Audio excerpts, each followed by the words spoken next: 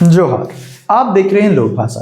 झारखंड की राजनीति से इस वक्त की सबसे बड़ी खबर देश की सर्वोच्च अदालत सुप्रीम कोर्ट से आ रही है। मुख्यमंत्री हेमंत सोरेन को एक ऐसे मामले में बड़ी राहत मिली है जो उनकी कुर्सी और राजनीतिक भविष्य के लिए गले की हड्डी बना हुआ था। सुप्रीम कोर्ट के मुख्य न्यायाधीश जस्टिस सूर्यकांत और जस्टिस जॉय माल्या बागची की बेंच ने रांची की एमपी एमएलए कोर्ट में चल रही ईडी की समन अवहेलना वाली कार्रवाई पर फिलहाल रोक लगा दी है। कोर्ट ने ईडी को न केवल नोटिस जारी किया बल्कि हल्के फुल्के अंदाज में एक बड़ी नसीहत भी दे डाली। आज की इस रिपोर्ट में हम समझेंगे कि यह पूरा मामला क्या है, सुप्रीम कोर्ट में क्या बहस हुई और क्या इस फैसले ने झारखंड में होने वाले संभावित खेले पर फिलहाल ब्रेक लगा दिया है।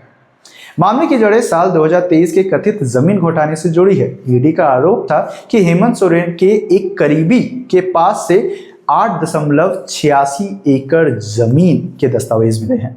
इसी मामले में पूछताछ के लिए ईडी ने मुख्यमंत्री को 1-2 नहीं बल्कि 10 से 11 समन भेजे थे।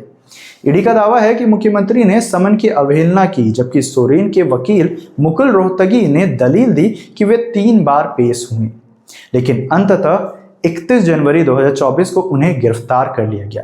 इसी समन के अवज्ञा को लेकर ईडी ने आईपीसी की धारा 174 के तहत रांची की निचली अदालत में शिकायत दर्ज कराई थी। झारखंड हाईकोर्ट ने पहले तो राहत दे दी थी, लेकिन पिछले साल नवंबर में रोक हटाते हुए उन्हें कोर्ट में पेश होने की आदेश दे दिया गया था। इसी फैसले को चुनौती देते हुए हेमंत सोरेन सुप्रीम कोर्ट पहुंचे थे। बुधवार को जब सुप्रीम कोर्ट में सुनवाई शुरू हुई तो सीजेआई सूर्यकांत की बेंच ने कुछ ऐसी बात कही जो चर्चा का विषय बन गई। कोर्ट ने ईडी से कहा, यह एक छोटा मामला है, आपने कई बड़े केस दर्ज कर रखे हैं, बेहतर होगा कि आप अपनी एनर्जी उन पर लगाएं जिससे सकारात्मक परिणाम मिले। अदालत ने फिलहाल निचली अदालत की कार्यवाही पर अंतरिम रोक लगा दी है और ईडी से 4 हफ्ते में जवाब मांगा है। अब इस मामले की अगली सुनवाई अप्रैल के दूसरे हफ्ते में होगी, यानी तब तक मुख्यमंत्री को न तो कोर्ट में पेश होना होगा और न ही उन पर कोई आपराधिक कार्रवाई आगे बढ़ेगी। सुप्रीम कोर्ट का यह फैसला ऐसे समय आया है जब झारखंड में सत्ता परिवर्तन की चर्चाएं जोरों पर है। केएन त्रिपाठी का दावा हाल ही में कांग्रेस नेता केएन त्रिपाठी ने दावा किया था कि नगर निकाय चुनाव के बाद झारखंड में बड़ा उलटफेर हो सकता है और हेमंत सोरेन इंडिया गठबंधन छोड़ बीजेपी का दामन थाम सकते हैं। नगर निकाय चुनाव का परिणाम, झारखंड के 48 निकायों में मतदान हो चुका और 27 फरवरी को मतगणना होनी है। राजनीतिक पंडित मान रहे थे कि अगर सुप्रीम कोर्ट से राहत नहीं मिलती तो कानूनी दबाव में हेमंत सोरेन कोई बड़ा राजनीतिक समझौता कर सकते थे।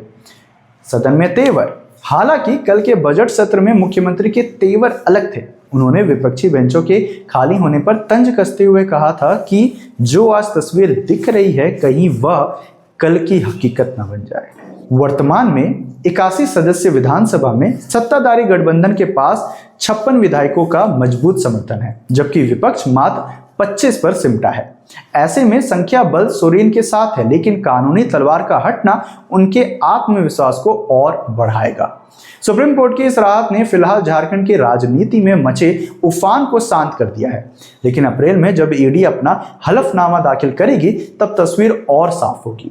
क्या नगर निकाय चुनाव के नतीजे सत्ता परिवर्तन की किसी नई पटकथा को जन्म देंगे या फिर हेमंत सोरेन अपने इसी आक्रामक अंदाज में आगे बढ़ेंगे?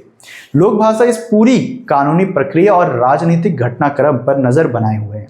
आपको क्या लगता है, क्या मुख्यमंत्री को मिल रही राहत विपक्षी दलों के लिए एक बड़ा झटका है या फिर झारखंड में अभी पिक्चर बाकी है? कमेंट कर हमें अपनी राय जरूर बताएं। झारखंड की सत्ता, कानून और जनता से जुड़ी हर खबर के लिए देखते रहिए लोक भाषा।